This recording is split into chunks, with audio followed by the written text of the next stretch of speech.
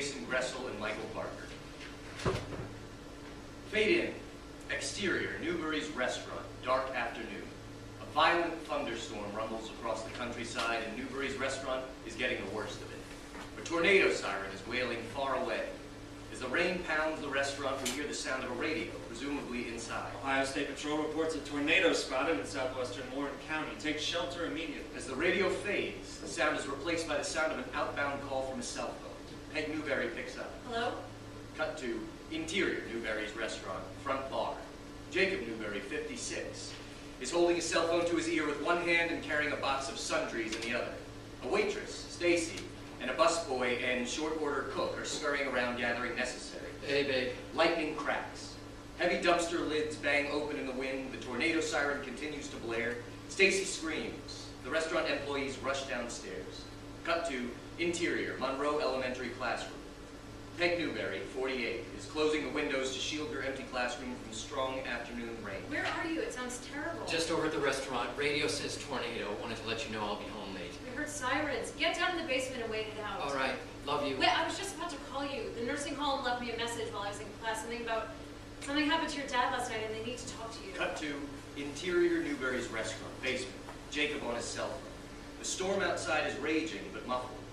There are a few flickering light bulbs hanging from the ceiling. A huge iron antique walk-in safe stands in the corner of the basement. In the safe, guys. What happened to Dad? They didn't say. They just want you to call. Okay, I will as soon as this clears up. The storm suddenly gets loud enough to be heard in its entirety throughout the basement. The tornado siren blares, lightning strikes, and the back door upstairs slams open and shut. Nice, I can hear that, Jacob. Jacob goes into the safe, closing the door behind him. Cut to interior, the antique safe. The interior of the safe is lit with a few candles.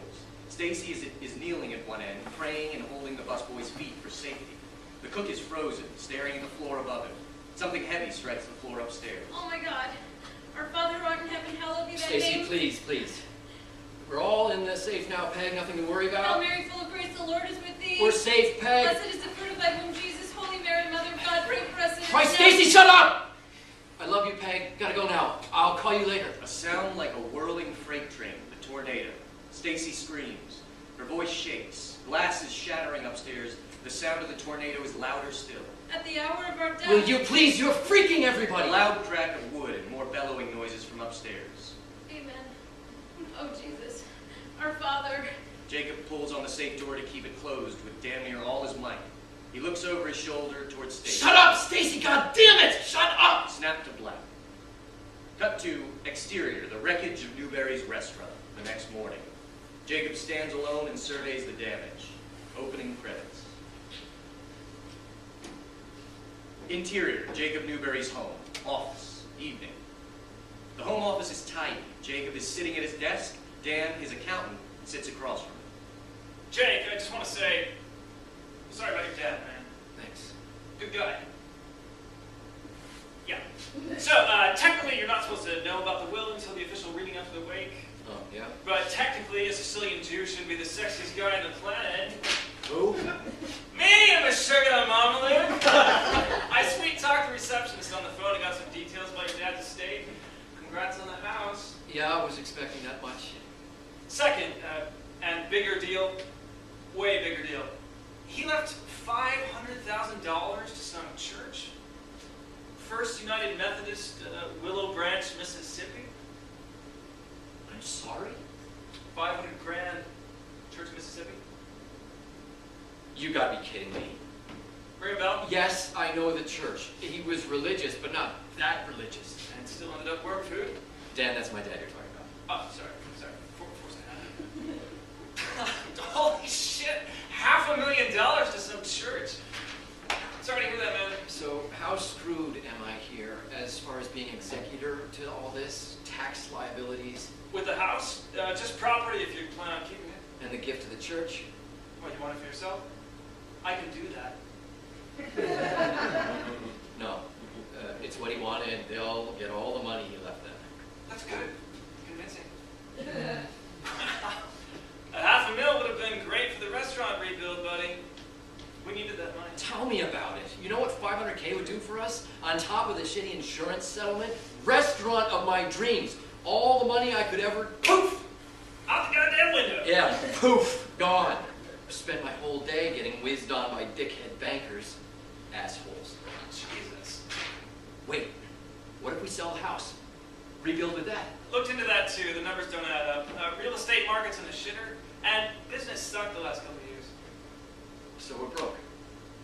Yeah, pretty much. I'm fired, aren't I? Maybe we'll try to do it again. Rebuild down south. Wait, now you're moving? You're going to keep his house? I think we have to. We're just renting here. Nice. Good luck telling Peg. Best to do it now. Charlie is young. I just hope she'll listen. We're flying down tomorrow for the funeral. I'll have to break it to her then.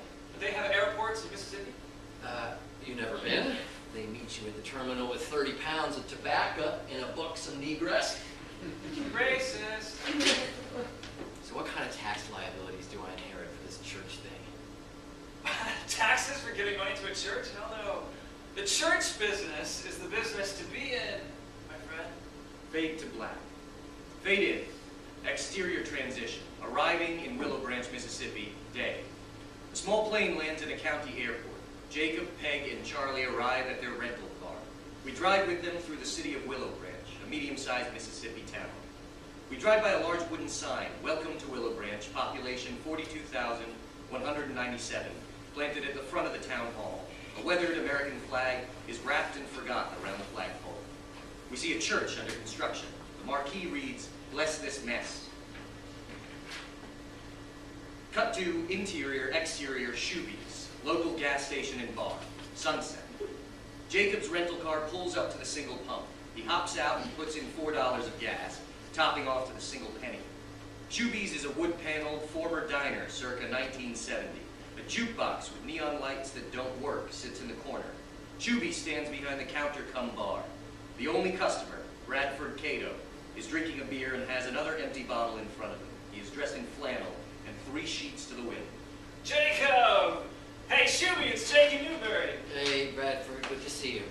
Missed you at the wake. I just couldn't do it, you know? Your father was a good man. Oh, I know all about it. You know it's true. Hey, Shooby. How are you, man? Mr. Jacob, sure good to have you back in town, which was better circumstances. Thanks. I got foreign gas out there. so On the it's house, good. on the house. No, I'm not about Come on, don't insult me now. Okay. May as well enjoy a cold one before I go. That's the spirit, Jake. And another one for you. Shooby serves the men their beers. So, you going back up north, Jake? Not much to go back to. We thought we'd stick around here, live in Gramps' house for a while, get a fresh start. You got work? Not yet. How's the restaurant business down here? Y'all sure could use the variety. That we could. But if I was you, I'd stay away from that small business stuff. Different country down here, Jake. What do you mean? Plenty of people around, people gotta eat, right? But Willow Branch is turning into a 2-star shit house, my friend. Ain't nobody eating out except maybe at the Applebee's or McDonald's every once in a while. Yeah, locals going out of business left and right. Days is rough. Don Greavy's lumberyard went under last year. Can you believe that? 40 years. And Marissa's salon didn't last 8 months. Only place is full is the churches on Sunday, and well, that ain't quite the same thing, is it? What about Shoobies? He's still here. Jake, if the standard for success is a drunk sitting alone in the dark, well, it's a damn miracle that Shoobies is in business at all. Bradford chugs the last of his beer. He rubs his belly, then releases a heavy belch. Well, I gotta be running off. I'll catch hell from Merle if I come home late shit-faced again. Besides, it increases my chances of greasing the dog. Know what I mean?